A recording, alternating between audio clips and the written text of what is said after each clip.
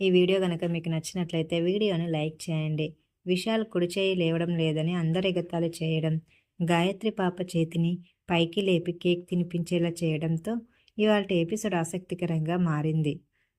గాయత్రీదేవి పునర్జన్మలో ఎక్కడుందో తెలియదు కానీ అందుకే ఈ పుట్టినరోజు నుంచి గాయత్రి పాపనే గాయత్రీదేవిగా చూస్తానని నయని అంటుంది. దానికి విశాల్ హాసిని సంతోషపడతారు.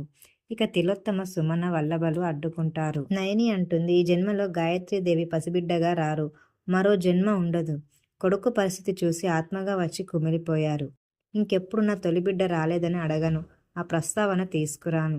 అప్పుడు వల్లభ అంటాడు, పాపం పెద్ద మరదలు అని అంటాడు. అప్పుడు విశాల్, ముందు కేక్ కట్ చేయండి, ఇన్ని ఏర్పాట్లు చేయించిన తర్వాత కేక్ కట్ చేయకపోతే బాగోదు అని అంటాడు. మీరు ఇంకా వాళ్ళ పిల్లని ఎత్తుకుంటారా, ఇచ్చేయండి అని సుమన అంటుంది. గానవి గాయత్రి పుండరినాదాలతో 2 జంటలు కేక్ కట్ చేయిస్తారు. విశాల్ చేయి నొప్పితో చాలా ఇబ్బంది పడతాడు. గానవి చేయి పట్టుకొని కట్ చేయించాలని సుమన, తిలోత్తమ విశాల్ చేతిపై సెటర్లు వేస్తారు, హేళన చేస్తారు. విశాల్ పరిస్థితికి నయని ఏడుస్తుంది. విక్రాంత్ తిడతాడు, విశాల్ను తినిపించమని అంటాడు. కానీ ఎంత ప్రయత్నించినా చేయి రాదు. దాంతో నయని విశాల్ ఏడుస్తారు. ఇక ఎడమ చేత్తో తినిపించడానికి విశాల్ అంగీకరించడు. ఇంతలో గాయత్రి పాప తండ్రి కుడిచేయి పట్టుకొని పైకి లేపుతుంది. కేకు తీసుకునేలా చేయి కేకు దగ్గర పెట్టి కేకు తీసి గానవికి తర్వాత తనకి తినిపించేలా చేస్తుంది. పాప చేసిన పనికి నయని వాళ్ళు సంతోషిస్తారు. తిలోత్తమ వాళ్ళు రగిలిపోతారు.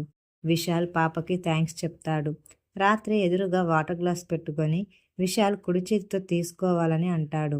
నయని హాసిని వస్తే విశాల్ పక్షవాతం వచ్చిన చేతిని లేపుతున్నానని అంటే అది పక్షవాతం కాదు అని హాసిని వాళ్ళు ధైర్యం చెప్తారు.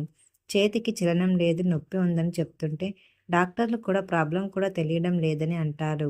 దాంతో నయని మణికాంత దేవికి వెళ్ళాలని అంటుంది. నయనిని వెళ్ళొద్దని విశాల్ అంటాడు.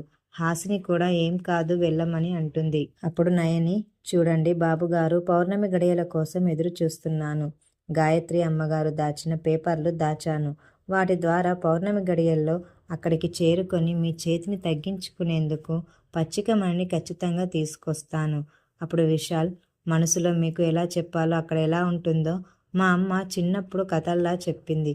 అది జరిగిన కథ ఇప్పుడు అక్కడ ఎలా ఉంటుందో తెలీదు. సుమన హాల్లో ఉంటే గాయత్రి పాప సుమన దగ్గరకు వస్తే సుమన పాపని తిడుతుంది. ఇంతలో పెద్ద బొట్టమ్మ అక్కడికి వచ్చి గాయత్రీదేవి చదివిన పేపర్ల ఆధారంగా మనిద్దరం మానసాదేవి దగ్గరకు వెళ్దామని అంటుంది. సుమన షాక్ అయిపోతుంది. మన వల్ల అవుతుందా అని అంటుంది. దానికి పెద్ద బొట్టమ్మ పంచకమణితో కోటీశ్వరులు అవ్వచ్చని అంటే వెళ్దామని పెద్ద బొట్టమ్మ అంటుంది. ఇక నయని పేపర్లు తెరిస్తే అవి పట్టుకొని పారిపోదామని పెద్ద బొట్టమ్మ అంటుంది. ఇక అందరూ హాల్లోకి వస్తారు. విశాల్ని చూడడానికి వచ్చానని పెద్ద బొట్టమ్మ అంటుంది. దీంతో ఇవాటి ఎపిసోడ్ పూర్తయిపోతుంది.